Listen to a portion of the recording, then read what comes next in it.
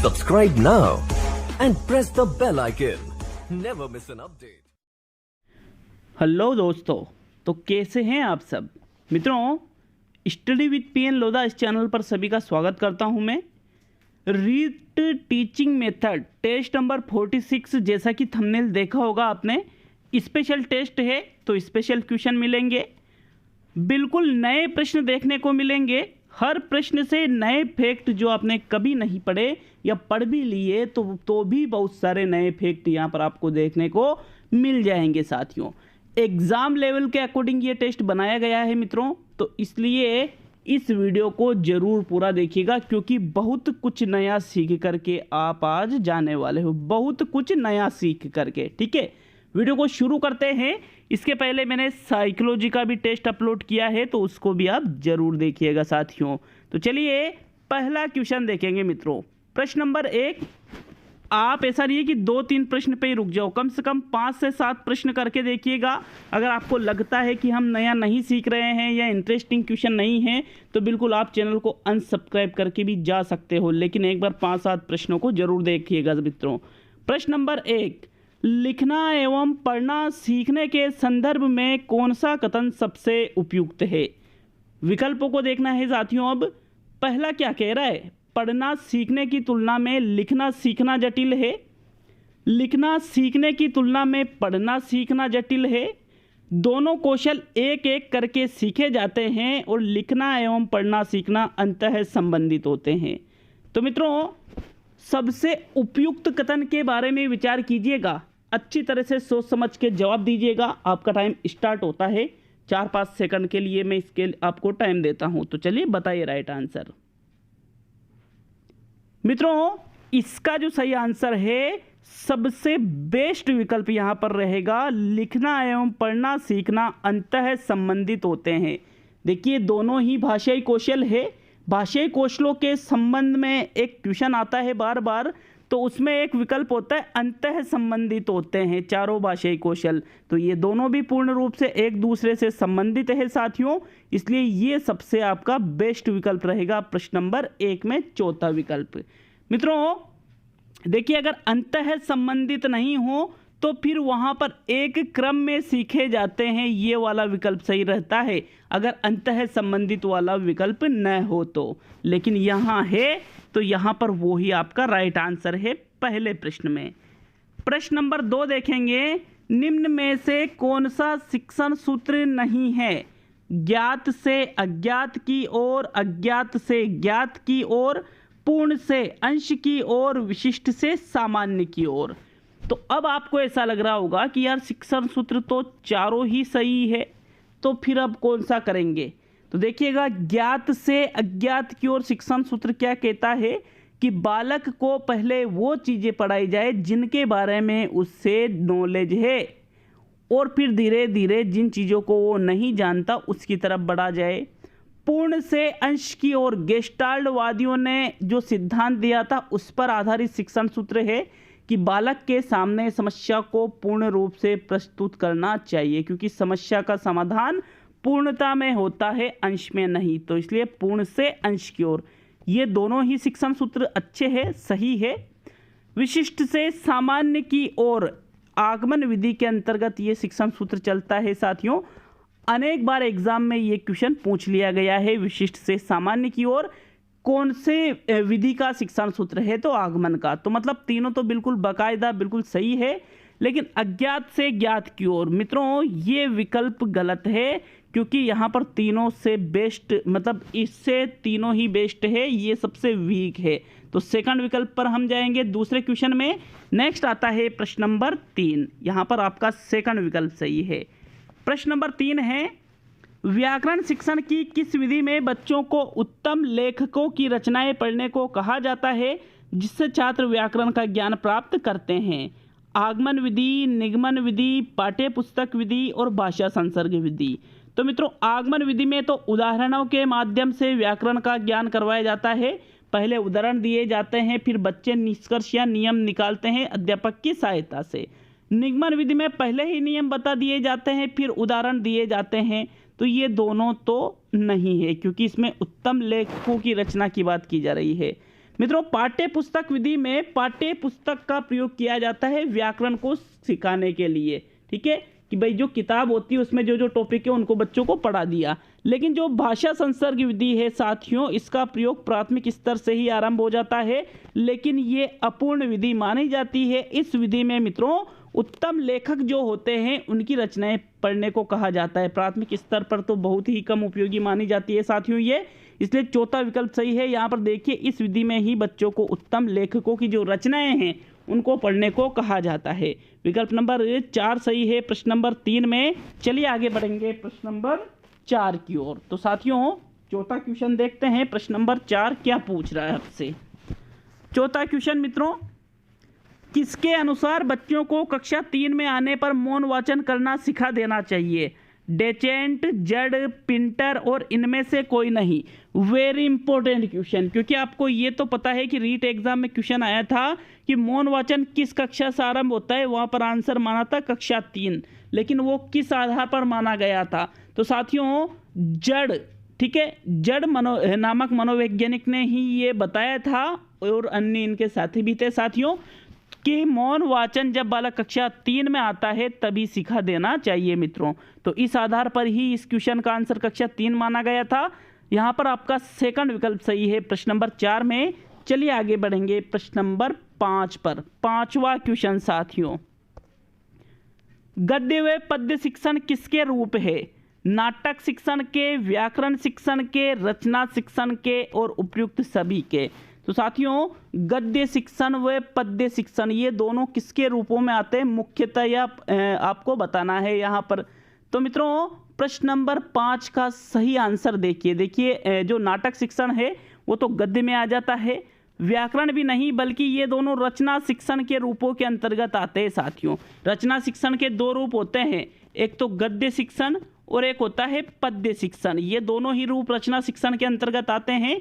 रीट के एग्जाम में क्वेश्चन पूछा गया था रचना शिक्षण के कितने रूप होते हैं, वहां पर आंसर था 2। तो वो 2 रूप कौन से होते हैं? एक तो होता है गद्य शिक्षण और एक होता है पद्य शिक्षण। विकल्प नंबर आपका 3 सही है साथियों प्रश्न नंबर 5 में। आशा है आपको कुछ ना कुछ नया सीखने को इस टेस्ट से जरूर मिल रहा होगा साथियों। चलिए आगे बढ़ते हैं प्रश्न नंबर 6 पर। छठा क्वेश्चन, इसीलिए तो मैंने कहा था नवीन प्रश्न, नवीन मतलब प्रश्नों को घुमाया गया है। ठीक है, घुमाने के साथ ही कुछ इस विशेष तथ्य भी आपके लिए इस टेस्ट में है। तो बिल्कुल आप पैसे देकर जहां पर पढ़ रहे हो या जहां पढ़ते हो वहां पर भी आपको हर चीज़ ये नहीं मिल सकती है साथियों।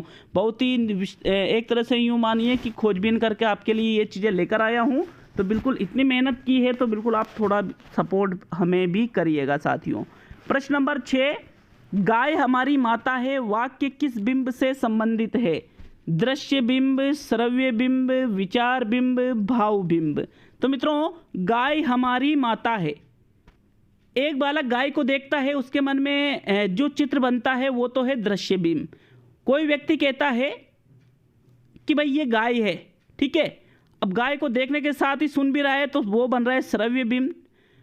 देखना प्लस सुनना और बाद में विचार करना विचार बिंब, और सबसे अंत में बनता है भाव बिंब। तो साथियों भाव बिंब में क्या होता है? कोई ना कोई भाव प्रकट होता है, जैसे यहाँ माता का भाव प्रकट हो रहा है गाय के प्रति। तो साथियों ये भाव बिंब का उदाहरण है। विकल्प नंबर आपका 4 सही है प्रश्न संख्या 6 में। आगे बढ़ेंगे प्रश्न नंबर 7 की ओर। यहाँ आपका चौथा विकल्प सही है। 7वां क्वेश्चन देखिएगा, रिक्त स्थान के बिना शिक्षक उस नाविक के समान है जिसे अपने लक्ष्य का ज्ञान नहीं, तथा शिक्षार्थी उस पतवार विहीन नौका के समान है जो समुद्र की लहरों के थपेड़ों से तट की ओर बढ़ती है। समय निर्धारण, उद्देश्य, विधि चयन और विषय निर्धारण। तो साथियों ये जो रिक्त स्थान है इसमें कौन सा विकल्प आएगा? तो मित्रों पहला, दूसरा, तीसरा या चौथा बताइएगा सही आंसर इसका। देखिएगा इसका राइट आंसर है उद्देश्य। उद्देश्य के बिना जो शिक्षक है वो उस नाविक के समान है जिसे अपने लक्ष्य का ज्ञान नहीं होता, और शिक्षार्थी उस पतवार विहीन नौका के समान है जो समुद्र की लहरों के थपेड़ों से तट की ओर बढ़ती है साथियों। ऐसा उद्देश्य के संदर्भ में कथन कहा गया है, तुलना की गई है। विकल्प नंबर 2 सही रहेगा आपके 7वें क्वेश्चन में। चलिए आगे बढ़ेंगे प्रश्न नंबर 8 पर साथियों। 8वां क्वेश्चन देखते हैं। बालक की प्रथम शिक्षक है पिता, माता, बहन और विद्यालय की शिक्षिका। तो साथियों विद्यालय की शिक्षिका तो प्रथम में आएगा नहीं। देखिए पिता, माता या बहन, तो मित्रों बालक की प्रथम शिक्षक है, बालक की, तो यहाँ पर पिता को तो हटा दीजिए क्योंकि बालक का प्रथम शिक्षक, बालक की प्रथम शिक्षक मतलब स्त्रीलिंग, बहन या माता। तो साथियों बालक की प्रथम शिक्षक माता को कहा जाता है। किसको कहा जाता है? उसकी माँ को। उससे ही सर्वाधिक चीजें वो सीखता है सबसे पहले। विकल्प नंबर 2 सही है आपके 8वें क्वेश्चन में। चलिए आगे बढ़ेंगे प्रश्न नंबर 9 की ओर। तो 9वां क्वेश्चन देखते हैं साथियों। बालकों में विविध प्रकार की शब्दावली से परिचित होने का सर्वाधिक अवसर मिलता है। अलंकार शिक्षण में, पद्य शिक्षण में, व्याकरण शिक्षण में, गद्य शिक्षण में। विविध प्रकार की शब्दावली, तो साथियों विविध प्रकार की शब्दावली का संबंध अलंकार से तो नहीं होगा। व्याकरण, पद्य या गद्य, विकल्पों का चयन कीजिए, कौन सा विकल्प आपके अनुसार सही है इस क्वेश्चन में। तो मित्रों विविध प्रकार की शब्दावली, शब्द भंडार में वृद्धि, ये चीजें आ जाती है गद्य शिक्षण के अंतर्गत। किसके अंतर्गत आती है? गद्य शिक्षण के अंतर्गत आती है। प्रश्न पूछे कि विविध प्रकार की शब्दावली से परिचित कराना, भाषिक तत्वों का ज्ञान प्राप्त करना, बालक के शब्द भंडार में वृद्धि करना, ये चीजें हमेशा गद्य शिक्षण में ही आती है साथियों। चौथा विकल्प आपके 9वें क्वेश्चन में सही है। चलिए आगे बढ़ेंगे प्रश्न नंबर 10 की ओर। तो साथियों 10वां क्वेश्चन देखते हैं। 10वां क्वेश्चन है, वह कौन सी विधि है जिसमें विषय वस्तु को इस प्रकार से व्यवस्थित किया जाता है कि विषय वस्तु की पूर्णता खंडित न हो? इकाई विधि, व्याख्या विधि, वार्षिक योजना विधि और दैनिक योजना विधि। तो मित्रों उस विधि का नाम बताइएगा जो इस प्रकार से व्यवस्थित होती है कि जो विषय वस्तु है उसकी पूर्णता खंडित नहीं होती है। तो मित्रों ऐसा इकाई विधि के संदर्भ में कहा जाता है। इकाई विधि अपने आप में पूर्णता रखती है साथियों। पूर्णता कैसे? कि एक टॉपिक से संबंधित जितनी भी, मतलब एक टॉपिक से संबंधित जितने भी पाठ है उनकी एक इकाई बना के सभी को एक साथ पढ़ाना। मैक्सिमम 6 दिन की इकाई योजना होती है साथियों, मैक्सिमम 7 दिन की होती है, बट एक तो संडे होता है साथियों, इसलिए 6 दैनिक पाठ योजना इसमें एक साथ समाहित कर सकते हैं। तो ऐसा पूर्णता को प्रदर्शित करने वाली विधि भी इकाई विधि ही कहलाती है। विकल्प नंबर 1 सही है आपके 10वें क्वेश्चन में। चलिए आगे बढ़ेंगे प्रश्न नंबर 11 की ओर। तो मित्रों 11वां क्वेश्चन देखते हैं, समझना क्वेश्चन को। प्रश्न नंबर 11, शुद्ध उच्चारण, सस्वर वाचन, कविता पाठ, इनका संबंध किस कौशल से है साथियों? लेखन कौशल से, वाचन कौशल से, विचार कौशल से, उपयुक्त सभी से। तो शुद्ध उच्चारण किया जा रहा है, सस्वर वाचन किया जा रहा है, कविता का पाठ किया जा रहा है। तो इसमें लिखना तो कहीं से कहीं तक बताया ही नहीं गया है, तो फिर हम लेखन कौशल को तो बाहर निकाल देते हैं। जैसे ही लेखन कौशल को बाहर निकाला सभी वाला विकल्प भी बाहर निकल गया, क्योंकि ये गलत है तो फिर ये गलत हो गया। अब विचार या वाचन, तो साथियों उच्चारण करना, वाचन करना, कविता का पाठ करना, ये वाचन कौशल से संबंधित है। कौन से कौशल से संबंधित तथ्य है? ये वाचन कौशल से संबंधित है। विकल्प नंबर आपका 2 सही है मित्रों 11वें क्वेश्चन में। कमेंट करके जाइए वीडियो कैसा लगा साथियों, क्वेश्चन आपको कैसे लगे जरूर बता कर जाए हमें। प्रश्न नंबर 12, पाठ्य पुस्तक के बाहरी पक्ष से संबंधित नहीं है। मुख्य पृष्ठ, आकार प्रकार, जिल्द और प्राक कथन। तो मित्रों जो मुख्य पृष्ठ है, जो आकार प्रकार है, जो जिल्द है, ये तो पाठ्य पुस्तक के बाहरी पक्ष से संबंधित होते हैं, लेकिन जो प्राक कथन है ये बाहरी पक्ष से संबंधित न होकर अध्ययनात्मक पक्ष से संबंधित होता है साथियों। रीट एग्जाम में इस क्वेश्चन को पूछा जा चुका है। यहाँ पर आपका फिर कौन सा विकल्प सही रहेगा 12वें क्वेश्चन में? चौथा विकल्प बिल्कुल सही आंसर रहेगा साथियों प्रश्न नंबर 12 में। चलिए आगे बढ़ेंगे प्रश्न नंबर 13 की ओर। 13वां क्वेश्चन, उपचारात्मक शिक्षण द्वारा कमजोरियों को दूर किया जाता है, कमजोरियों का पता लगाया जाता है, एक व दोनों सही है और इनमें से कोई भी सही नहीं है। तो मित्रों एक तो होता है आपके निदानात्मक शिक्षण और एक होता है आपके उपचारात्मक शिक्षण। निदानात्मक शिक्षण में छात्र की कमजोरियों का पता लगाया जाता है, ठीक है, और उपचारात्मक शिक्षण में उन कमजोरियों को दूर किया जाता है साथियों। तो यहाँ पर पता नहीं लगाया जाता है उपचारात्मक में, बल्कि दूर किया जाता है। इसलिए विकल्प नंबर 1 सही है, 3 भी गलत है, चौथा भी गलत है, दूसरा भी गलत है, ओनली प्रथम विकल्प ही सही है आपके प्रश्न संख्या 13 में। चलिए आगे बढ़ेंगे प्रश्न नंबर 14 की ओर साथियों। इस प्रकार के प्रश्नों में उत्तर में परीक्षार्थियों को अपने विचार व्यक्त करने की पूरी स्वतंत्रता होती है।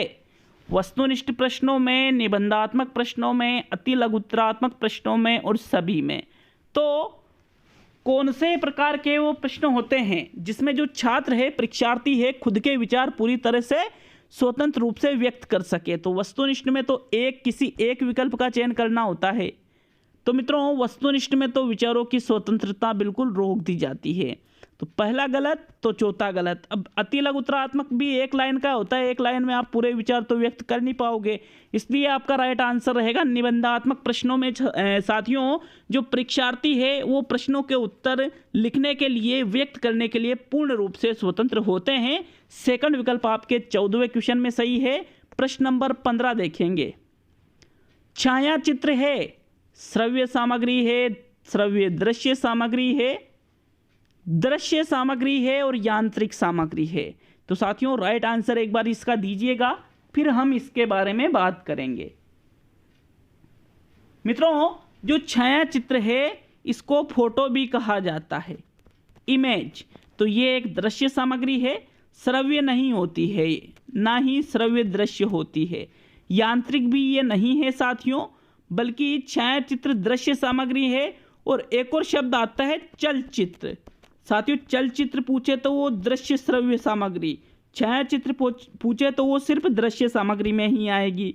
विकल्प नंबर 3 सही है, यांत्रिक नहीं है। मशीनों से संबंधित सामग्री होती है यांत्रिक, फोटो कोई मशीन नहीं होती है साथियों। थर्ड विकल्प आपका सही है 15वें क्वेश्चन में।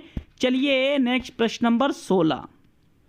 भाषा का आरंभ होता है शब्द से, ध्वनि से, अर्थ से और स्वरूप से। तो भाषा का आरंभ किससे होता है? 16वें क्वेश्चन में राइट आंसर का चयन कीजिए साथियों। देखिए भाषा का आरंभ होता है ध्वनि से, ध्वनि से फिर शब्द, फिर अर्थ, स्वरूप, इस प्रकार से चीजें बनती जाती है। लेकिन सबसे पहले जब बालक भाषा सीखता है तो ध्वनि के रूप में आरंभ होता है भाषा का सीखने का विकास। विकल्प नंबर 2 सही है आपके 16वें क्वेश्चन में। चलिए आगे बढ़ेंगे साथियों प्रश्न नंबर 17 की ओर। तो 17वां क्वेश्चन देखते हैं। समझना, शिक्षक विषय वस्तु पढ़ाने के बाद दोहराव या मूल्यांकन हेतु जो प्रश्न करता है उसे मूल्यांकन कहते हैं। पठन पूर्व मूल्यांकन, पठनांतर्गत मूल्यांकन, पाठोपरांत मूल्यांकन और इनमें से कोई नहीं, इनमें से सभी। तो साथियों देखिए यहाँ पर विषय वस्तु पढ़ाने के बाद मतलब बच्चों को आप जो पढ़ाना चाहते थे वो आपने पढ़ा दिया, तो पठन पूर्व तो रहेगा नहीं, पढ़ाने के पहले की तो पूछ ही नहीं रहा है, तो ये गलत हो गया। पठनांतर्गत मतलब जब बच्चों को आप विषय वस्तु पढ़ा रहे हो तो वो तो पठनांतर्गत, और पढ़ाने के बाद मूल्यांकन करते हो तो वो पाठोपरांत मूल्यांकन कहलाता है। थर्ड विकल्प आपका सही है। पठनांतर्गत मैंने बता दिया है, पाठ को पढ़ाते समय जो मूल्यांकन किया जाता है वो पठनांतर्गत है, पाठ को पढ़ाने के बाद जो करे वो पाठोपरांत है साथियों। थर्ड विकल्प 17वें क्वेश्चन में सही है। प्रश्न नंबर 18। 2010-11 में सीबीएसई ने परंपरागत टर्म एग्जामिनेशन के स्थान पर किस प्रणाली को लागू किया? सीसीई, एनईपी, एनसीए और आरटीई। तो साथियों 2010-11 की बात की जा रही है, तो एनसीएफ तो 2005 में आ गया था, तो इसको बाहर निकाल देते हैं। अब सीसीई, एनईपी और आरटीई, तो परंपरागत टर्म एग्जामिनेशन मतलब यहाँ पर मूल्यांकन से संबंधित है। तो साथियों जो परंपरागत मूल्यांकन है इसके स्थान पर सीबीएसई ने 2010-11 में सीसीई सतत एवं व्यापक मूल्यांकन पद्धति चलाई थी। ग्रेडिंग सिस्टम यहाँ से लागू कर दिया गया था। विकल्प नंबर 1 सही है आपके 18वें क्वेश्चन में। नेक्स्ट आता है प्रश्न नंबर 19, सेकंड लास्ट क्वेश्चन है ये, ठीक है। 20 ही क्वेश्चन है लेकिन आपको अच्छे लगे होंगे साथियों। प्रश्न नंबर 19, इनमें से कौन सा मूर्त भाषिक कौशल में नहीं आता? पढ़ना, लिखना, सुनना और सभी। तो साथियों मूर्त का मतलब जो प्रत्यक्ष रूप से आपके सामने है, दिखाई देता है साथियों जो। तो पढ़ना, जब पढ़ते हो तो किसी चीज को पढ़ रहे हो आप, शब्द आपके सामने है तो मूर्त है। लिखना, लिख रहे हो तो भी किसी चीज को लिख रहे हो या चित्र बना रहे हो तो वो भी बिल्कुल मूर्त है। लेकिन सुनना, सुनने में साथियों जो शब्द है वो आपको दिखते नहीं है, सुनाई देते हैं, तो फिर सुनना मूर्त भाषिक कौशल में नहीं आता है। थर्ड विकल्प आपके 19वें क्वेश्चन में सही है। अंतिम और 20वां क्वेश्चन। लेकिन साथियों वीडियो अच्छा लग रहा है आपको तो बिल्कुल आप हमारे चैनल पर नए हो तो सब्सक्राइब कर सकते हो, हमें मोटिवेशन दे सकते हो वीडियो को लाइक करके। साथियों 20वां और अंतिम क्वेश्चन, सही सुमेलित नहीं है। आगत सुनना व पढ़ना, बोलना लिखना निर्गत, अवबोध सुनना पढ़ना, अमूर्त बोलना लिखना। तो साथियों आगत मतलब क्या होता है, सुनकर और पढ़कर हम कोई भी चीज को हमारे अंदर इनपुट करते हैं। इनपुट मतलब आगत होता है, या तो हम किसी चीज को सुनकर सीखते हैं या पढ़कर सीखते हैं, उसमें ज्ञान में वृद्धि होती है सुनकर या पढ़कर, तो ये आगत है। विचारों को हम बोलकर या लिखकर व्यक्त करते हैं, निर्गत आउटपुट है ये।